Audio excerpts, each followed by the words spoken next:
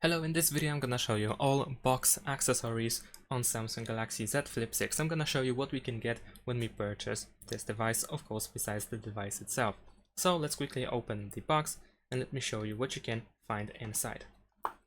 So inside over here, of course, we have the device itself, but all we get is a bit of a paper box over here. So let me take it out, nothing else inside.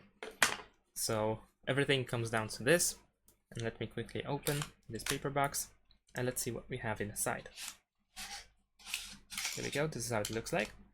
It's pretty small package, not gonna lie, but this is like only essential tools added to the box.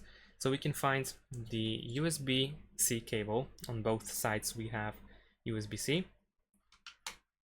Then we also have the starting guide, the quick starting guide, which is pretty big, not gonna lie.